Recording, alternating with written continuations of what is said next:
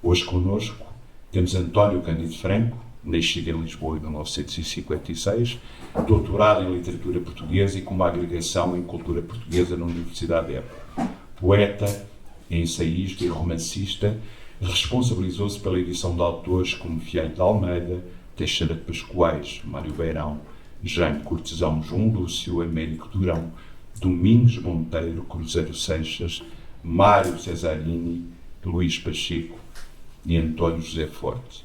A sua poesia está hoje reunida num único livro, Estâncias Reunidas, de 2002. Estuda Teixeira de Pascoais desde 1984, de forma ininterrupta. No romance Concepção de Viagem a Pascoais, de 2006, onde retratou Couto Viana, tem procurado captar a exaltação trágica de algumas figuras da história portuguesa.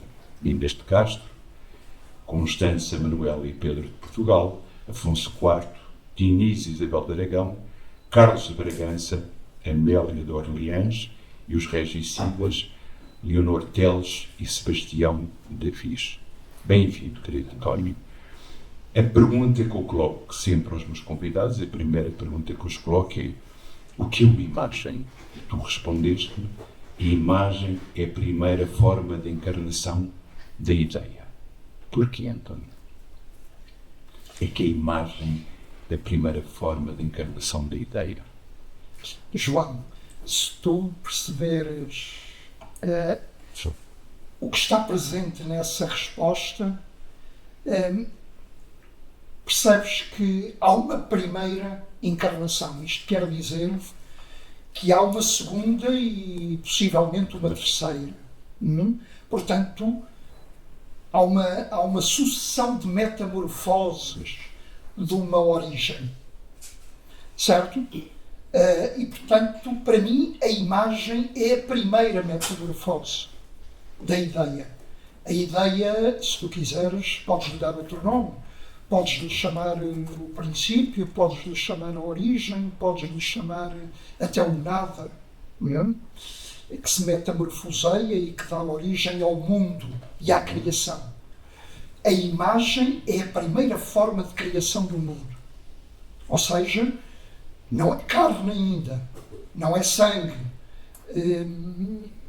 não é matéria, mas ao mesmo tempo também já não é ideia, já não é a origem. É por isso Percebes o que eu quero dizer com isto? E para perceber, é por isso é que nós vamos começar com a primeira imagem, que é uma imagem da luz. E é por isso é que eu te pergunto, pegando na primeira questão da ideia, pergunto: que luz é esta? É a luz da criação do mundo? É uma luz que é o nascimento da consciência, da tua própria consciência? Porque é que a primeira imagem que te vem à cabeça é a imagem da luz? A primeira memória, isto é uma memória física. A primeira memória que eu tenho é uma memória que data dos 2 anos de idade, da transição dos 2 anos para os 3. E é sair de casa, depois de acordar, Sim. alguém abre a porta e de repente aquilo que eu vejo é o nascer do sol. Portanto, é a primeira imagem do mundo que eu tenho. É a luz. Simbolicamente nós podíamos associar isso à ideia e à tal... A origem é a luz, se quiseres. É uma luz que se vai metamorfoseando depois em matéria. Nesse sentido há aqui uma coincidência, mas que não passa de uma coincidência curiosa. De facto, a primeira memória física que eu tenho, aos 2 anos de idade, é a luz. Muito bem. E vamos passar então agora para a imagem 2 e 3, que é o bairro da Graça, onde tu nasceste, não é? Portanto, deduzo que tenha sido essa luz que, quando tu sais de casa, essa luz que te entra por dentro de ti, é uma luz que vai do bairro da Graça. E temos aqui o bairro da Graça, onde tu nasceste, a rua da Voz do Operário, onde se vê o mar da Palha. Queria que me falasse um bocadinho aqui destas tuas memórias do bairro da Graça e desta tua visão deste mar que é o mar da Graça. João, antes de mais esclarecer-te uma coisa. De facto, a primeira memória que eu tenho não é do bairro da Graça. É de uma casa que eu hoje saberia mal identificar, em Passo de Arcos, onde estava a passar férias com a minha família, com a mãe e a avó. E, portanto, não é propriamente no bairro da Graça. Ou seja, é aí que tu tens essa imagem. E é num verão. Isto é verão. Eu sei que é verão porque estava a passar férias. A minha mãe teria alugado uma casa numa rua de Passo de Arcos. E todos os dias ia trabalhar. Todos os dias apanhava o comboio para ir para Lisboa. Trabalharia na Junqueira, nessa altura, em Santos. E, portanto, fazia com muita facilidade entre Santos e Passo de Arcos. A primeira imagem, portanto, é daí. Não do bairro da Graça. De qualquer maneira, de facto, a minha infância é passada no bairro da Graça. E muitas das imagens de infância que eu tenho são deste bairro. E por isso eu escolhi. Quando tu me pedes, olha, escolhe-me imagens que tenham a ver contigo, eu associei imediatamente às imagens da minha infância. A primeira, tu explicitamente me pediste, olha, a primeira memória que tu tens é esta, vem de Passo de Arcos. E depois, imagens que se associem em força a ti e no fundo, à tua formação, que preendi eu para mim. E, portanto, eu escolho imediatamente 2 ou 3 imagens do bairro da Graça, que me tocou profundamente. Antes de haver mundo, antes de haver planeta, antes de haver Portugal, antes de haver Lisboa, para mim havia as ruas do bairro da Graça. Foram as primeiras, para além da casa onde estava. E a visão do Mar da Palha. E a primeira visão que eu tenho do mar é no alto do Largo da Graça. Eu morava no Largo da Graça. E, curiosamente, do sótão do Largo da Graça, eu via este Mar da Palha. Eu tinha uma visão parecida a este Mar da Palha. Só mais tarde é que eu vim a reparar nisso.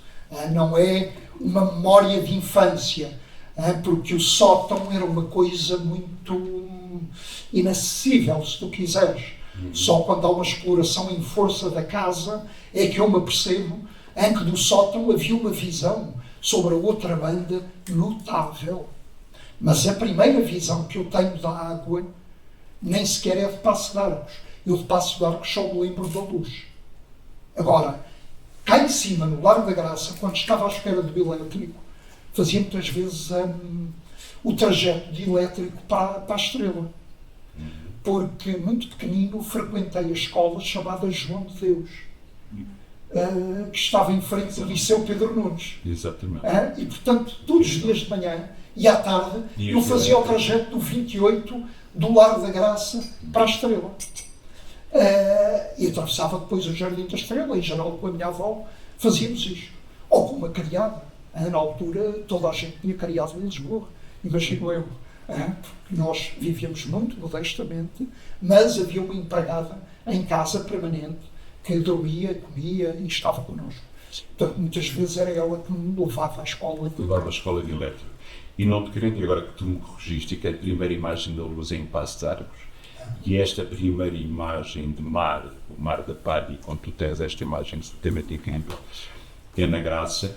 E antes de passarmos à próxima, uma das coisas que te recordo nas conversas que eu tive com o Cruzeiro de Seixas é que ele dizia uma coisa linda que eu vou ler para ti e para quem está aqui connosco. E das coisas bonitas é que em português mar é masculino e em francês é feminino. La mer. É como uma conversa, é como se estivesse a falar connosco. Eu sinto, não percebo o que ele diz, mas sinto. O mar para ti é o que representa? É feminino, é masculino, é o pai dos pais, é a mãe das mães. Que relação é esta tão profunda que tu tens com o mar, António? João, o mar no fundo é a origem ainda, não é? Se tu quiseres, a luz é uma das imagens da origem para todos nós. Para mim, muito particularmente, porque a primeira memória que tenho é de facto a luz. Mas o mar é talvez a segunda ou a terceira. É muito, está muito próxima. E é de facto qualquer coisa que é a própria origem da Terra, não é? é aquilo que a terra é na sua origem, é mar. A vida é mar para nós. Portanto, a associação muito forte é esta, é com a origem.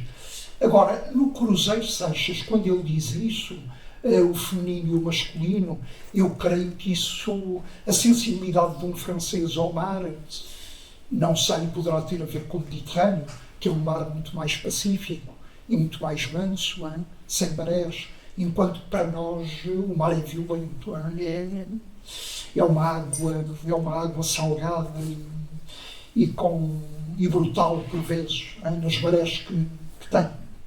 O Mediterrâneo não tem marés. Exato, eu utilizei esta frase no Cruzeiro porque eu fiquei surpreendido agora com a próxima imagem de um trabalho que eu fiz de homenagem a Cruzeiro Seixas, chamado Teatro das Imagens. Cruzeiro Seixas, a poética do engano. Porque a escolha desta imagem, António, e esta surpresa que tu me trouxeste, e que de alguma maneira também me deixa comovido do Cruzeiro, sentado nesta mesa, neste palco de teatro, como este homem cavalo? João, em primeiro lugar, é uma homenagem ao teu trabalho, sem dúvida. É uma homenagem ao teu trabalho. E ao mesmo tempo é uma homenagem à imagem.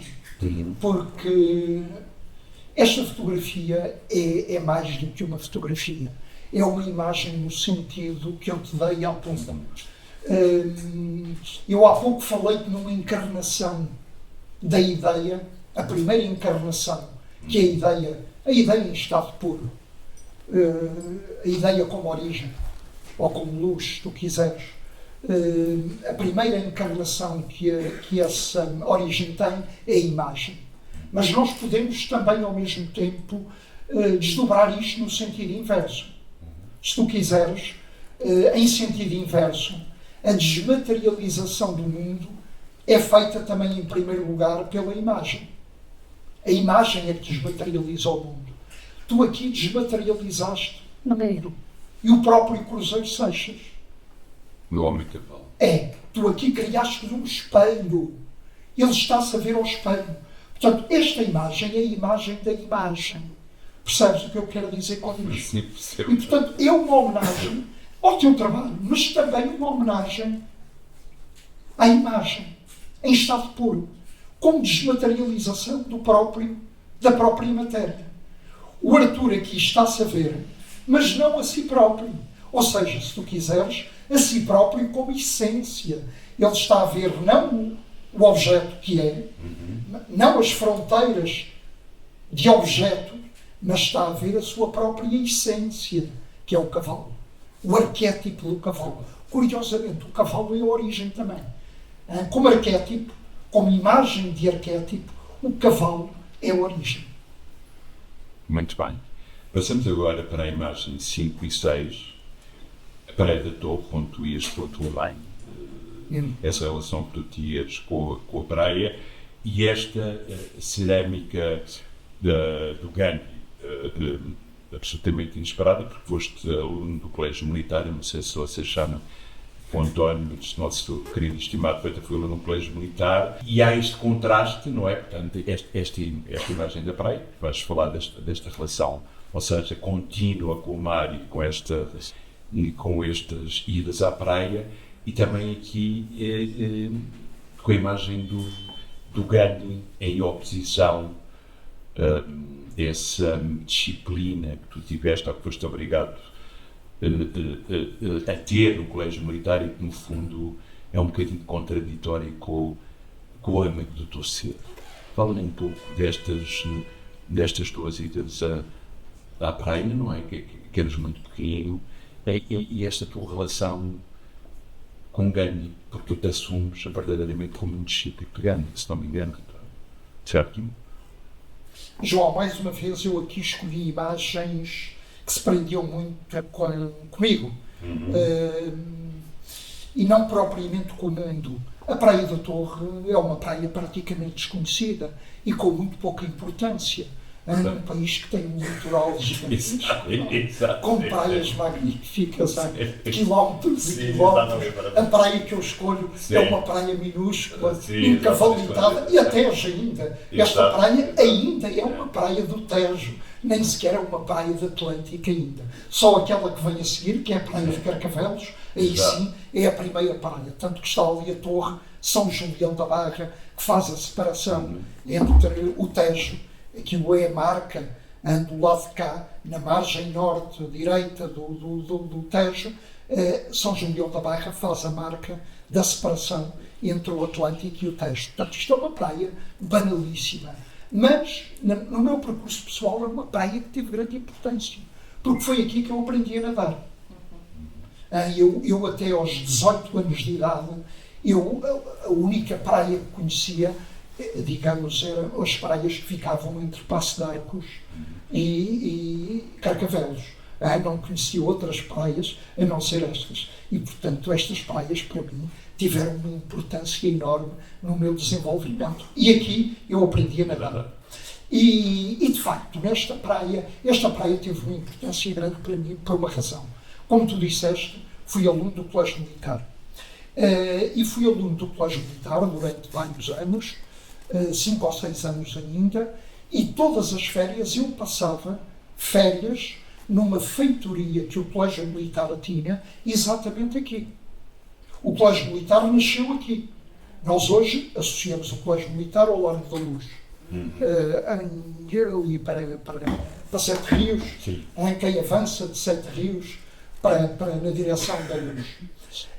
Ora, na verdade, o Colégio Militar está instalado aí, não sei, há uma centena de anos, ou um pouco mais do que isso. Na origem, o Colégio Militar é criado aqui. Exatamente na parte de cima desta fotografia. Estava ligado à Fortaleza de São Julião da Barra. Imagino que na altura tenha sido criado exatamente para os filhos dos militares que estavam a cumprir serviço em São Julião da Barra e que precisavam, ficavam longe de Lisboa na altura, não havia comboios, as estradas também não existiam e, portanto, o pessoal que estava instalado aqui tinha necessidade de formação para as famílias e os filhos e criaram aqui um pequeno colégio que nasceu e aqui ficou associado ao Colégio Militar. E nós tínhamos a possibilidade, todas as férias, de passar aqui férias. Eu passei aqui muitos anos, sucessivas férias nesta feitoria. E frequentava este plano. Agora, a minha educação no Colégio Militar foi uma educação que me vacinou contra o militarismo. Eu fiquei a conhecer o que era o meio militar. Portanto, ninguém pode vender, de facto, o militarismo. Ninguém.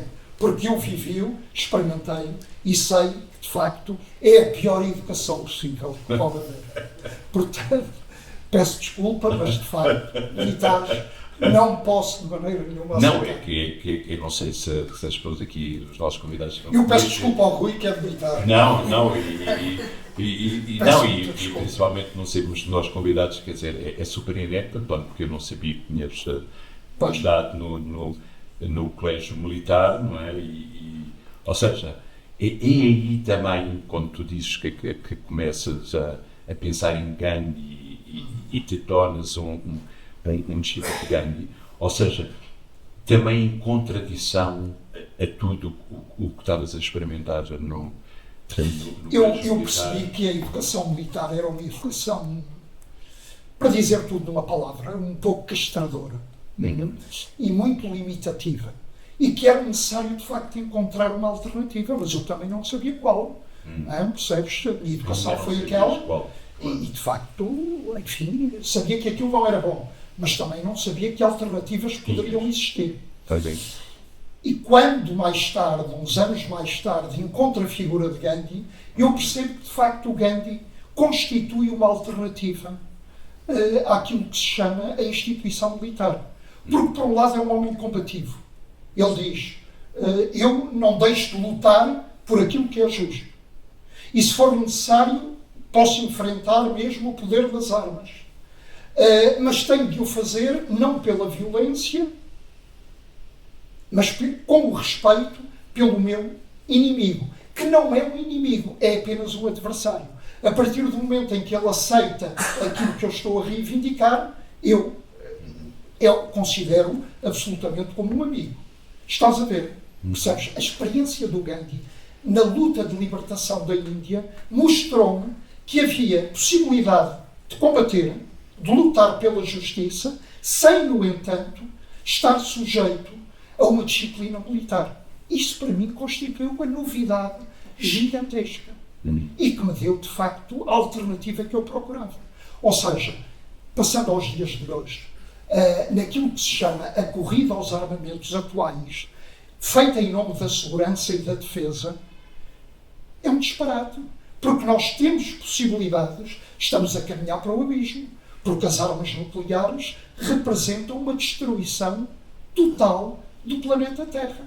Nós temos a possibilidade de lutar pela segurança e pela defesa, recorrendo a outras armas que não sejam as armas nucleares.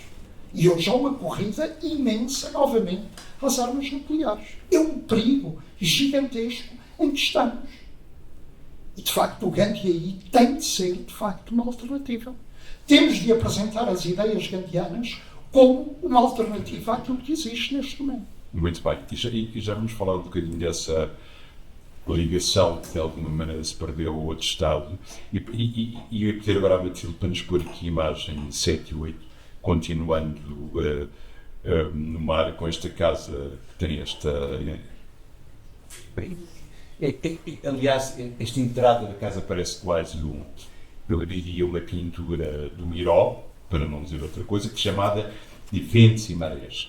Uma casa de feiras em Peniche, e aqui a imagem na Nova dos Cobres, na parte mais ocidental de Peniche. E esta casa tem uma história curiosa, porque tu me disseste que era uma ruína e foi construída por um senhor francês, que, como muitos outros, viu a Revolução de Abril na televisão, e ficou perfeitamente enamorado pelo que estava a ver e tomado uma impulso quase romântico, se desloca a Portugal para assistir em loco ao que estava a passar.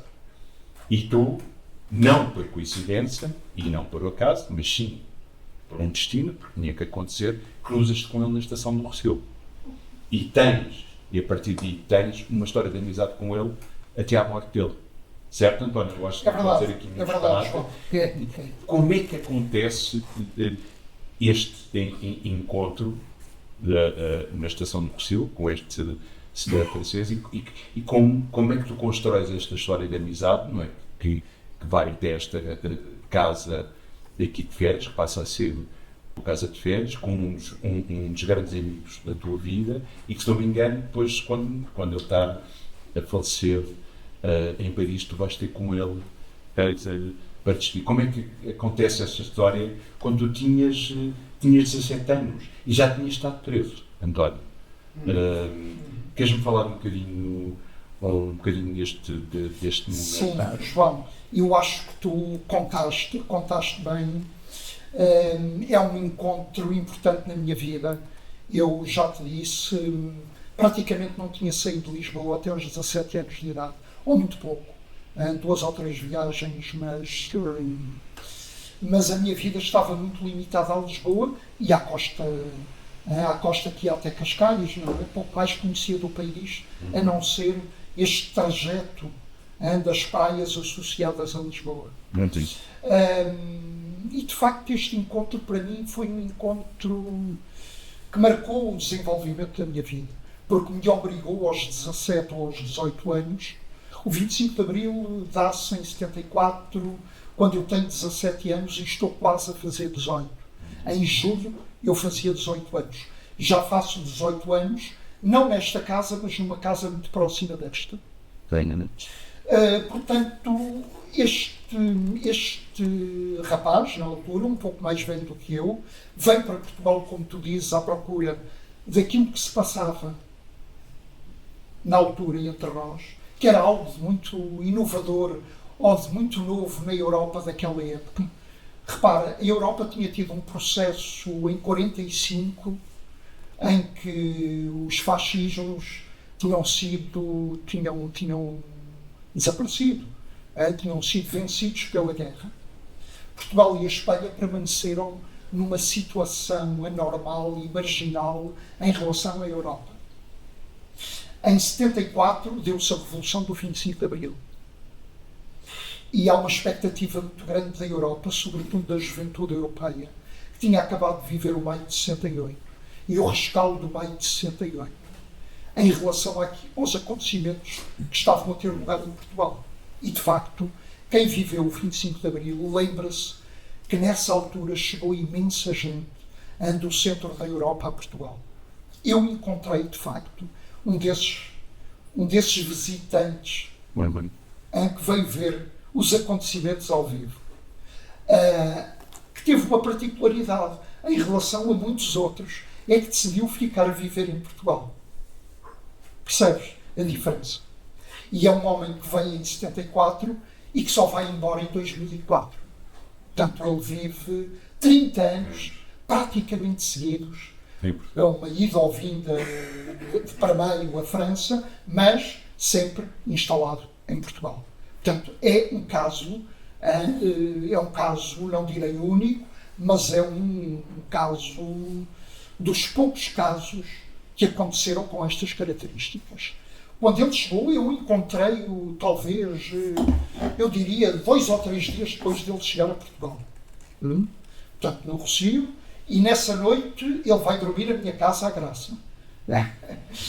Eu levo-o a dormir, portanto foi um encontro muito forte, muito vivo, muito afetivo, entre os dois, e que me levou imediatamente com uma confiança muito grande a levá-lo para a minha casa. No dia seguinte a minha mãe foi comprar croissants à padaria. Tomáramos um pequeno almoço em casa. Portanto, tenho esta memória ainda, e a minha mãe até ao final da vida ficou com esta memória também. E repara, ele procurava os acontecimentos. E de facto dizem que Peniche, há uma prisão em que estão a libertar os presos políticos. E portanto ele vai a Peniche tentar perceber o que é que está a acontecer em Peniche. E que prisão era essa? Portanto era uma terra mítica, digamos assim, do fascismo em Portugal. Ele, quando chega a Peniche, fica encantado. A prisão já não existia, mas eu fico encantado com o ambiente que existe em Peniche. Estava-se na altura da sardinha. Portanto, estávamos em maio. Sim, a sardinha, portanto, isto, claro. A sardinha era dada na altura, não é? E, portanto, ele fica encantado com aquele ambiente e com o que se está a passar naquela terra e decide ficar a viver em Peniche. E recupera esta ruína. E vai recuperando várias ruínas ao longo dos anos. Esta começou a recuperá-la em 81, 82. Antes desta, ele faz a recuperação nas imediações de Peniche, faz a recuperação de 2 ou 3 casas e finalmente instala-se aqui. Esta casa ainda hoje lá está. Na ponta de Peniche, numa zona chamada Remédios, que tem um santuário do século XVII ou XVIII, um santuário mariano, com uma Virgem Maria, interessante, uma imagem interessante, mesmo em frente, muito próximo do Cabo Carvoeiro e em frente da Berlenha. Portanto, ele começa a recuperar esta casa, que é uma ruína. Era uma ruína rural. Lembro-me que tinha uma parte da habitação que estaria do lado esquerdo desta imagem, do nosso lado esquerdo, e do lado direito existia um curral de animais. Portanto, muito provavelmente, na origem, esta casa, que deve datar dos anos 30, do século XX, teria uma pequena horta e, sobretudo, teriam animais, cabras, que iriam roer ali a zona. Porque, repara, esta zona é muito agreste, porque recebe as salinas, o sal que vem do Atlântico, que sobra ali com uma força gigantesca. As umidades são muito grandes. E, portanto, a vegetação é muito rasteira e muito pequena. À volta desta casa, existia na altura, nos anos 80, existiam na altura uns fósseis notáveis, foram desaparecendo à medida que houve construção. O Politécnico de Leiria instalou uma construção gigantesca na parte fronteira desta casa, o que foi um atentado brutal contra as falências. Infelizmente, Portugal está cheio destes disparates. Destes atentados e destas ilusões. Que algum caia. Aqui um dia vamos admirar de grandes acidentes nesta costa, porque têm sido feitos disparates enormes em termos de construção. Como foi possível construir o Politécnico de Leiria nestas falências? Ainda hoje. Mas, António, agora podemos começar a falar ali das construções da costa do Algarve e das ilusões todas feitas em Milagres. E eu antes de passar para a próxima. Vai afundar.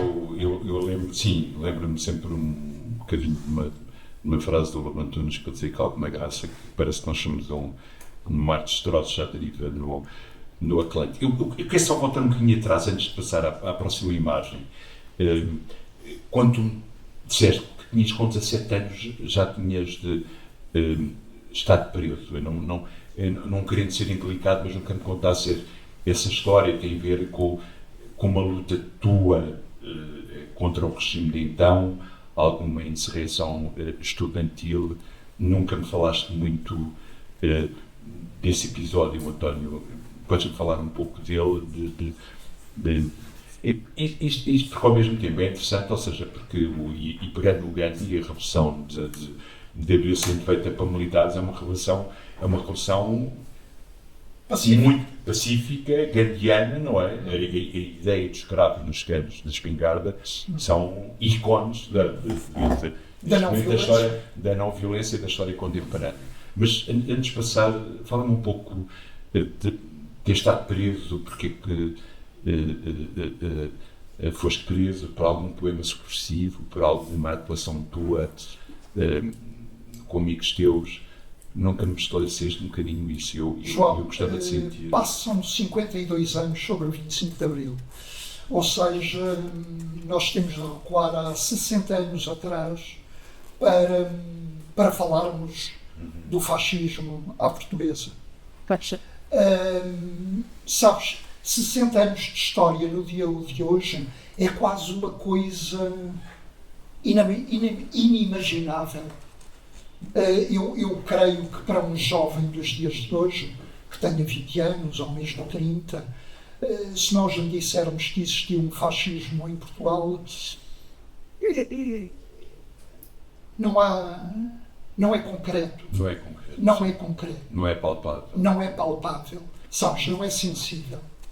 Portanto, a questão põe-se um bocadinho desta maneira e precisamos de recuar há 60 anos atrás para perceber que a juventude naquela época tinha uma intervenção cívica e política que hoje não é possível de ser pensada.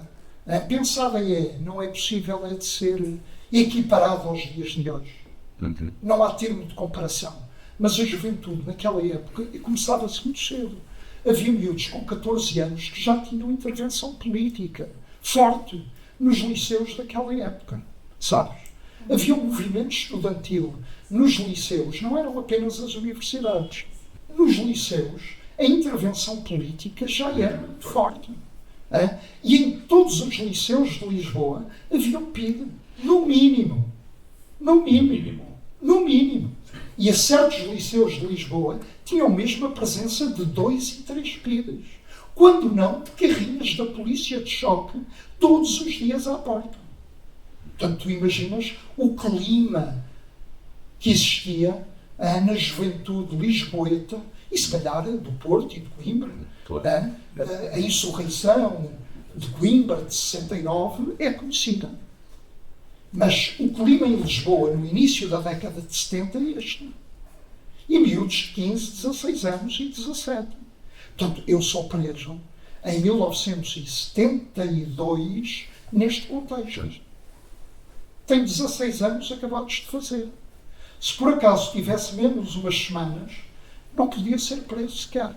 Mas como já tinha feito os 16 anos, já tinha Já que tinha responsabilidade jurídica. Exato. Era um adulto do ponto Era de vista todo jurídico. do ponto de vista Portanto, jurídico. sou Passou preso. preso neste quadro e sou levado para Caxias, onde estou 8 dias. Mas era um miúdo. E ainda por cima saí do colégio militar.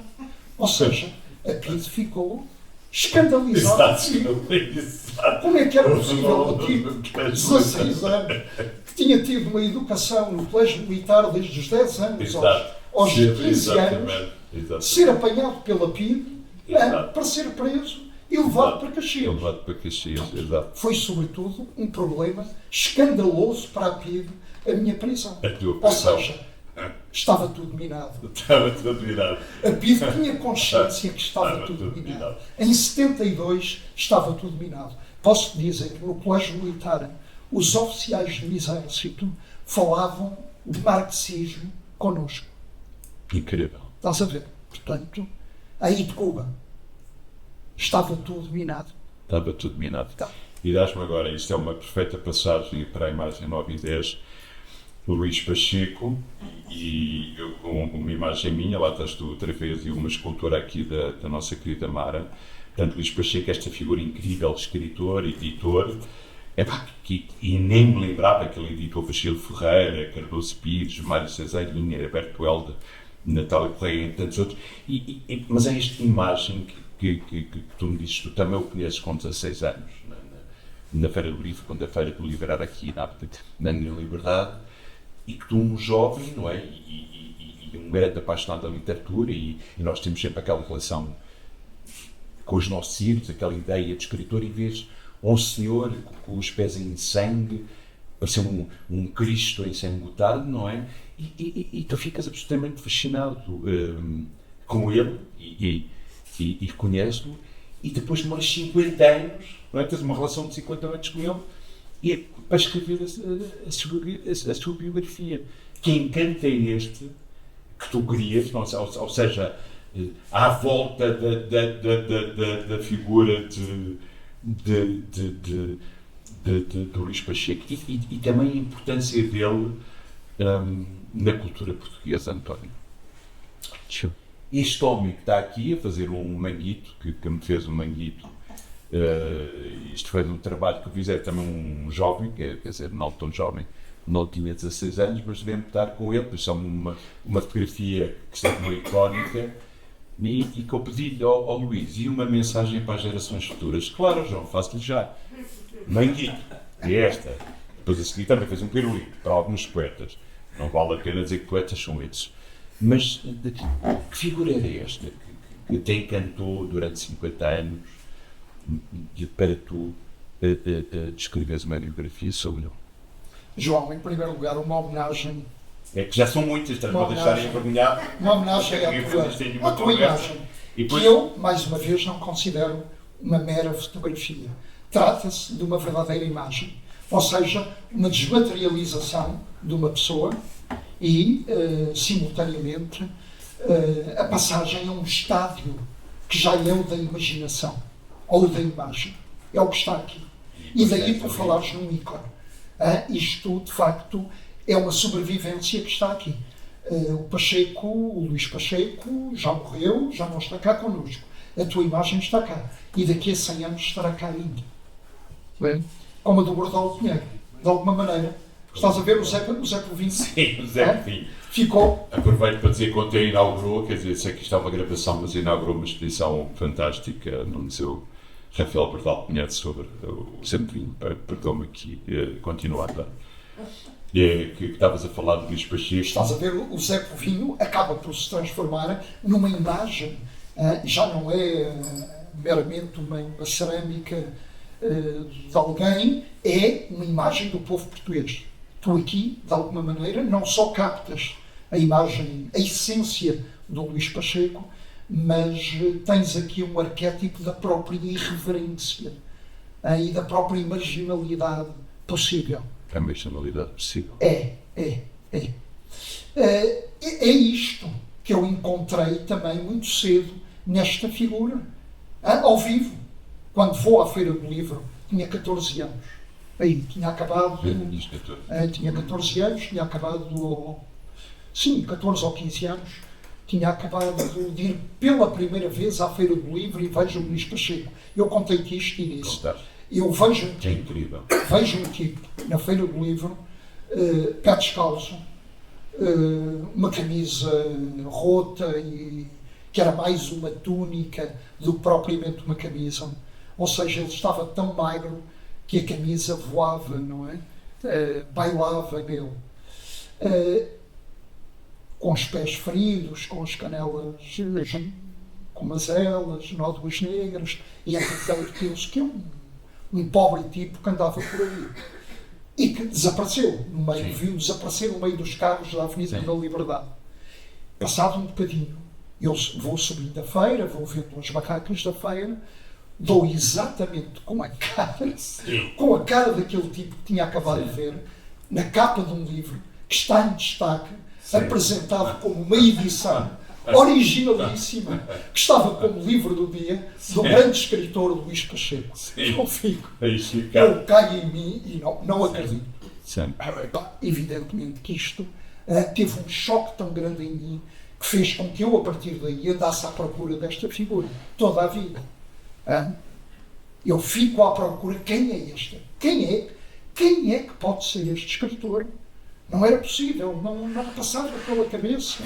Percebes? O escritor para mim era um tipo premiado, prestigiado, bem vestido, perfumado, recebia comendas do Presidente da República e por aí fora, como tipo, aparecia na televisão, Vitorino Menezes, era o tipo que tinha as conversas na altura da televisão à noite. Não me passava pela cabeça que houvesse um escritor que andasse descalço em Lisboa, com as pernas todas feridas. Isto para mim foi uma coisa. Ainda por cima eu estava a aprender literatura. Né? Eu depois vou estudar literatura ao longo dos anos. E acabei por ser professor de literatura há muitos anos. Portanto, eu tinha uma apetência pela literatura. Estava neste momento, no 6º ano de liceu, a começar a fazer estudos de literatura. E os escritores que me ensinavam não tinham nada a ver com ele. Não tinham nada a ver com este tipo de escritor, não é? Sim, claro. Isto, para mim, representou um choque que me pôs no encalço desta figura até aos dias de hoje. A tua imagem é um momento importante. É um dos momentos importantes desta pesquisa. Quando eu toco nesta imagem, eu percebo que tu captaste aquilo que ela era, a essência daquilo que estava, a força que este homem tinha, que era a força da irreverência. Sim, absolutamente brutal. E ao mesmo tempo a capacidade de sobrevivência que essa irreverência dava. Ele acabou por não ser vítima dessa irreverência. Isso foi muito importante, porque a irreverência pode-nos destruir. Este homem o que eu quero dizer com isto é que este homem sobreviver o inferno e sair dele. Percebes o que eu quero dizer? Associei esta imagem porque é uma cerâmica da Mara e que de alguma maneira faz um contraponto com a tua imagem. Um contraponto não só de textura, porque há aqui uma dimensão já de quase carnal, que não é propriamente a tua. É uma imagem diferente, sendo uma imagem também. Mas que me parece, cá está, tem uma luminosidade solar, diurna, que lhe dá exatamente a sobrevivência que eu te queria aqui referir. Perfeito. Muito bem. E daqui passamos para a imagem dos idosos, Teixeira de Pascoais, a Igreja de Gatão, onde ele se encontra sepultado, um homem que vai estudar Direito e que vem de uma aristocracia rural e depois se torna abandona tudo e chega a ser juiz substituto em Abarã, se não me engano, mas depois abandona tudo para se dedicar à observação, à poesia, ao misticismo. Que ligação é esta que tu sentes com Pascoais? Que ligação tão forte é que tu tens com este com este homem, que além da poesia, eu acho que há aqui um encontro quase mediúnico que tu tens com o Teixeira de Pascoais, António. Há muitas portas de entrada possíveis para falarmos do Pascoais. Podemos falar do escritor, por exemplo, tal como o Luís Pacheco. É um escritor, é alguém que me toca no domínio da literatura, e, portanto, é alguém que eu vou trabalhar também ao longo dos anos. O Luís Pacheco toca pela história que eu te contei. O Teixeira de Pascoais, temos esta porta de entrada que tu próprio referiste, que é um homem que abandona tudo, que decide de facto ser um aldeão. Não ambicionou mais do que viver na aldeia e morrer na aldeia, percebes? E é um homem que poderia ter tido uma carreira fulgurante em Lisboa, mas tinha tido muitas portas possíveis de entrada e em vários domínios para fazer uma grande carreira. E é alguém que permanece fiel à aldeia e à terra. Isso é uma porta possível de entrada no Pascoais. Está hoje no cemitériozinho de Gatão, aqui. Um jardinzinho pequenino, ligado a esta igreja, que é uma igreja românica do século XII, num vale muito próximo já do Marão. O Marão é outra porta de entrada para Pascoais, sabes? Este é o poeta do Marão, por excelência. É um poeta da aldeia, mas é simultaneamente o poeta que ficou ligado a uma montanha, que se assumiu como um poeta da montanha. Mas é o poeta da saudade. Tem uma experiência na montanha, percebes? O que é essencial em Pascoais é a experiência da montanha. E da ascensão da montanha. E ao mesmo tempo, se tu quiseres, cá está, do abandono de tudo aquilo que está no chão.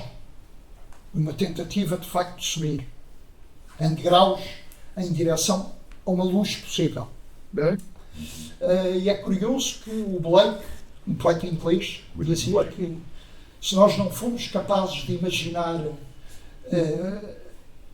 outra luz, a não ser aquela que vemos, ou seja, a luz da eletricidade, por exemplo, ou a luz da vela, não sabemos sequer o que é a imaginação. Percebes o que eu quero dizer com isto? E ao mesmo tempo com a ascensão de uma montanha. Mas e porque disto em Pascoais e na ascensão da montanha, que tu achas que estamos a perder esta ligação mágica à natureza, António? Esta ligação tão antiga que Pascoais sente nesse regresso à sua aldeia e que tem essa força na poesia. Tu sentes isso hoje em dia, que nós cada vez mais nos afastamos da natureza, do que é chão, dessa ligação mágica que temos, ou que nos rodeia, ao pó das estrelas. Tu sentes isso hoje em dia, António? João, nós podemos colocar isto do ponto de vista até da imagem, o que terá de facto aqui algum interesse para a conversa que temos. Sabes, em Pascoais a imagem tem uma grande importância, se ligarmos a imagem à imaginação. O que o Pascoais pretendia na ascensão da montanha e no contacto com a natureza era chegar a um determinado ponto em que era capaz de visionar uma realidade que já não era a realidade da matéria. Tu imaginas o que é subir os Himalaias, por exemplo. Tente imaginar. É a progressiva desmaterialização. Tu vais desmaterializar, até fisicamente. Os próprios ouvidos, o oxigênio, o ar. Há uma desmaterialização progressiva. As vias tibetanas espirituais, por exemplo, pressupõem sempre a imaginação de outros mundos. É próprio de uma experiência da montanha a capacidade, de repente, de entrares na visionação de outras realidades e de outras experiências sensoriais, tão reais como esta da matéria. com uma única diferença. A matéria não existe.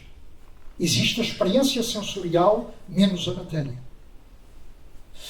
O que eu te quero dizer com isto é que homens como o Pascoais tiveram experiências espirituais fortíssimas. O William Blake, por exemplo. São visionários de outras realidades. E nós hoje vivemos num mundo que é exatamente igual a esse, com uma diferença. As imagens são manipuladas e não criadas por nós. Estás a ver o que eu quero dizer? Nós estamos num mundo de imagens em que a realidade já perdeu a sua espessura. Cada vez mais. A sociedade digital é uma sociedade com estas características. Não é a matéria que interessa, ou seja, aquilo que tu chamas a natureza é por excelência a matéria. Estes poetas antigos tinham a experiência da matéria para fazer a sua desmaterialização. Isso. Era muito importante a experiência da montanha, porque começavam na base e chegavam ao topo.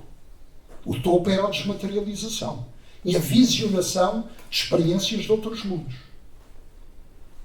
Deuses e demónios. Pascoais é um homem que está constantemente a lidar com deuses e demónios. Ele fala constantemente com deuses e demónios. Se tu vires os desenhos que ele faz, são só anjos e demónios. Mais nada.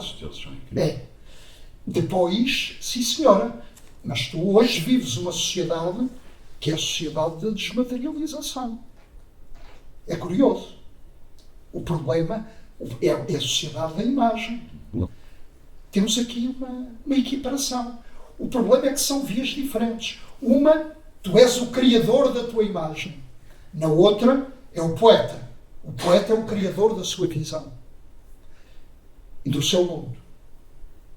No caso em que nós estamos hoje, tu tens uma sociedade em que a imagem tem uma grande importância, mas tu não és o criador da imagem.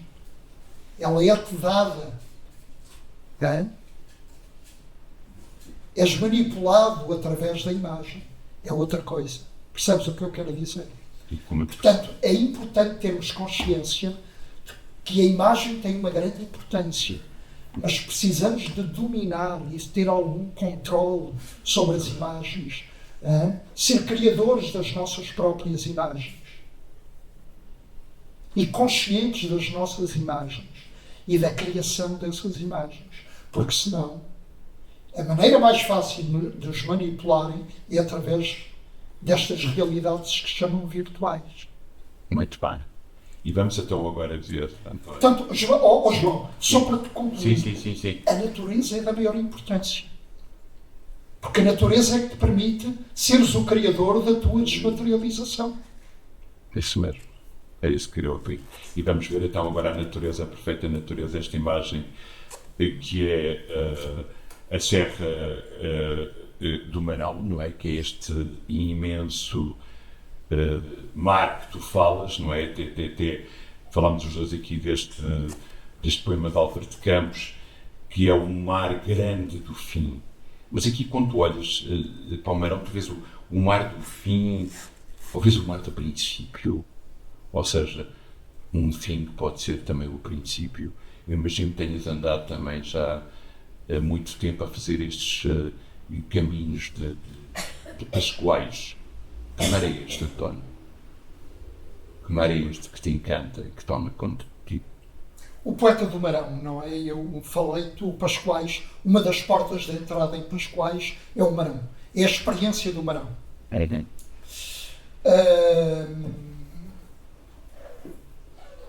A própria palavra Marão é uma palavra muito curiosa, porque é o aumentativo de mar. É o grande mar. E, de facto, nesta imagem que nós escolhemos, nós percebemos aqui, mais do que uma montanha, é um mar. É um mar gigantesco. Conseguimos ver as ondas desse mar. Uma das experiências que o Pascoais teve no Marão era perceber aquela terra como o fundo do mar. Ele dizia que encontrava vestígios do mar no Marão.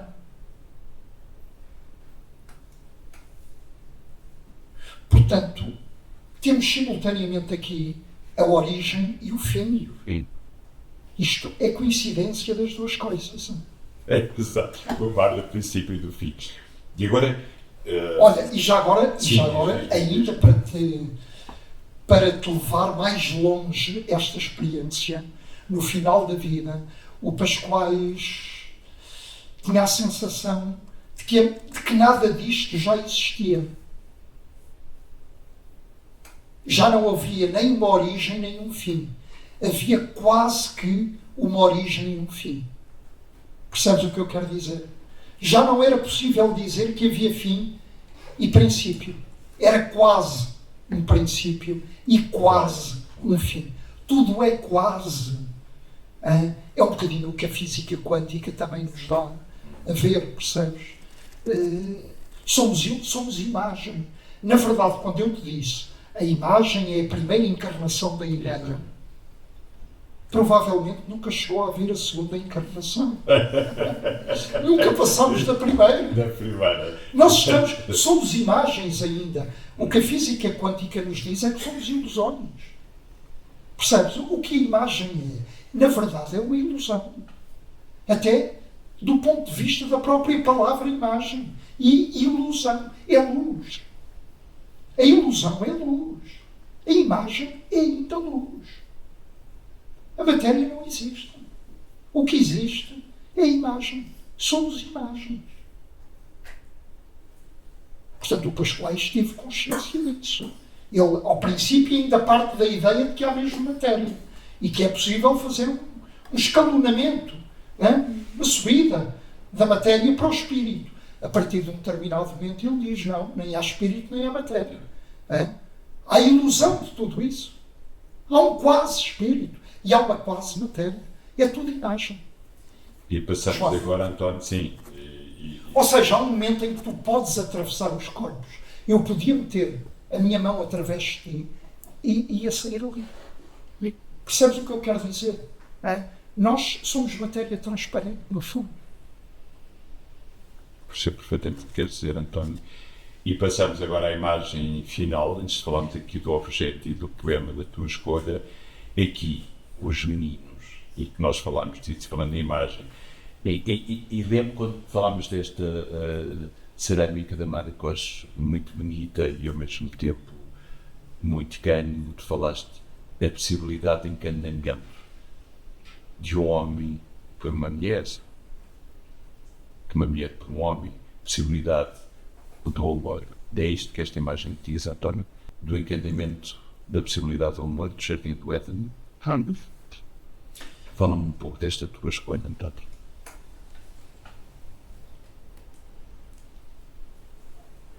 É uma homenagem ao amor, não é? Esta imagem, para mim, é uma homenagem ao amor. O amor é outra das grandes experiências que o ser humano tem ao longo da sua vida, não é? O homem ia viver e deveria ter. A experiência do amor é qualquer coisa que nos dá uma experiência da transcendência na nossa vida. O Pascoais é um poeta do amor também. É outra porta de entrada em Pascoais, é o amor. É uma das grandes experiências da nossa vida, é o amor. É também um dos momentos em que nós percebemos que a matéria treme, em que a matéria é solene, tem qualquer coisa que não é isto da putrefação, da miséria, da doença, é qualquer coisa de eterno, de perene, de ilusório. Percebes? É uma ilusão, sem dúvida, o amor, mas é uma ilusão que nos ilumina profundamente. É o jardim do Éden. É o jardim do Éden. Olha, António, de uma forma tão simples como tão simples como esta. Mas é um encantamento de dois seres que não se desprendem mais um do outro. E também é curioso, a mulher aqui tem um papel mais alto do que o homem. Sim. E isso É fantástico. é provavelmente involuntário. Mas o homem está aos pés da mulher. O lugar do homem é aos pés da mulher. Olha, e passando, eu termino sempre a conversa antes do objetivo da leitura, falo sempre de Stendhal e do síndrome de Stendhal, escritor francês que passou por Itália e tinha uma paixão imensa por Itália. Ele quando viu os frescos de Giotto sentiu-se mal, houve qualquer coisa assim, uma tontura, um mal-estar perante aquela beleza sublimismo, perante aquela beleza sublime que ele estava a ter, e depois é muito interessante, isto é em Florença, e depois há uma psicóloga italiana que classificou este momento como o síndrome de artista, e a partir daí começou a perguntar a todos os turistas, ou que visitavam a capela, os espaços da cidade, se tinham esta sensação de abandono, esta sensação de perturbação. Tu já sentiste algo assim, António, perante um quadro, perante uma paisagem, perante um objeto, perante uma pessoa assim, um estado de exaltação tal como Stendhal, que deixasse completamente virado para o outro lado? João, aquilo que o Stendhal sente quando vê os frescos na mulher do Giotto e quando atravessa Florença, eu penso que é aquilo que esta criança sente ao olhar esta menina que está aqui. Sim. Ou seja, é a nossa embriaguez diante da beleza. Percebes? Foi aquilo que eu senti aos 2 anos de idade quando vi a luz. A tontura, a luz, estonteou-me por completo. É aquilo que tu sentes quando amas, quando contemplas a natureza, quando chegas ao pico de uma montanha. A contemplação da beleza leva de facto a essa embriaguez da alma. A contemplação da luz é a vocação do ser humano. Podíamos conceber uma confraria em que os homens, Exato! em que os homens e os seres humanos viviam exatamente Nessa embriaguez. viviam para cultivar essa embriaguez diante da beleza e da luz proporcionada pela pintura, pela música, pela dança, pelo amor, pela poesia, pela palavra, pela imagem. António, já disseste tudo. A confraria nasce aqui hoje. Antes passámos aqui aos sapatos e à leitura de Mário Cesarini, mas deixamos já aqui, fica já aqui lançada a semente desta nossa confraria, e passava agora para o objeto. António, tu tinhas umas botas e obviamente devido à viagem fizeste-nos a gentileza de vir para cá nestas condições atmosféricas, e em vez de umas botas surpreendias-me com estes pequeninos sapatos de bailarina, ainda com algodão aqui dentro. Porque esta escolha destes sapatos tão delicados, tão sensíveis, encontrar eventualmente com as botas que tu irias trazer, umas botas já que eu diria envelhecidas pelo tempo, carregadas pelos passeios que tu dás. Porque estes sapatinhos? Estes sapatos são equivalentes às botas de que tu falas, João. Eu talvez nestes sapatos queira ver todo este mundo de que nós falamos aqui, em que as crianças reinariam e seriam senhoras. Percebes o que eu quero dizer? Sim. Daríamos o cetro e a coroa às crianças para reinar no mundo. e nunca aos adultos que fazem tantos disparates, tantas guerras, tantas armas. Estou convencido que estes seres seriam capazes de cuidar da terra e do mundo de outra maneira. Se fôssemos capazes de nos ajoelhar diante das crianças, em vez de fazer as crianças ajoelhar diante dos adultos, conseguiríamos muito mais eternidade. Repara, uma criança vive da imaginação. Uma criança é imaginação em estado puro. Não existe para ela matéria. Eu creio que todos nós temos experiências na nossa infância extraordinárias, autênticos milagres. Todos nós vivemos momentos milagrosos na nossa infância. Infelizmente cortaram-nos as asas.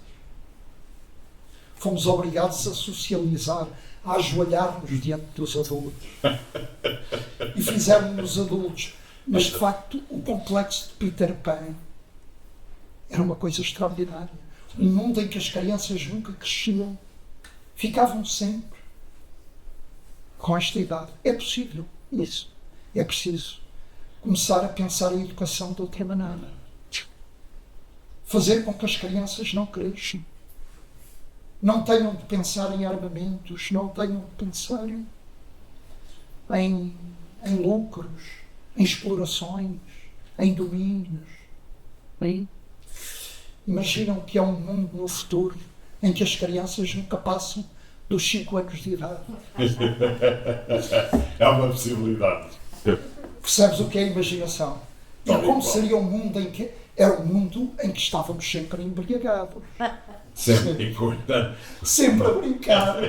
Sempre a brincar. Exatamente. Não, isso lembra-me antes de ler aqui o poema que tu escolheste de Mário Cesarini, que eu mesmo dizia, eu tinha colocado essa questão ao outro convidado, que era o Daniel, que dizia que só havia 3 maneiras de viver, não é? Embriagado, apaixonado ou ser poeta. Mário Cesarini. E vou ler então para ti. Ou ser criança, eu acrescentaria isso. Ou ser criança. Exatamente. Uma criança não precisa de nada disso. Basta ser criança. Basta ser criança. E vou ler então o poema que escolheste de Mário Cesarini, pela Capital Lisboa, Serial 20, 2004, que é um poema de amor lindíssimo. Vou tentar ler ao meu ritmo, marcando bem as palavras do poema que tu escolheste. Em todas as ruas te encontro, em todas as ruas te perco. Conheço tão bem o teu corpo, sonhei tanto a tua figura, que é de olhos fechados, que eu ando a limitar a tua altura, e bebo a água, e sorvo o ar, que te atravessou a cintura, tanto, tão perto, tão real, que o meu corpo se transfigura e toca o seu próprio elemento, num corpo que já não é seu, num rio que desapareceu, onde um braço teu me procura. Em todas as ruas te encontro, em todas as ruas te perco. Obrigado, António, por ter estado aqui connosco nesta conversa. Quero agradecer a todos vocês a vossa presença, terem estado aqui nesta conversa mágica com António Cândido Franco, romancista, poeta, pensador, um ser luminoso. António, agradeço-te imenso ter estado aqui connosco. Acho que foi um privilégio para mim e para todos nós partilhar contigo as tuas ideias.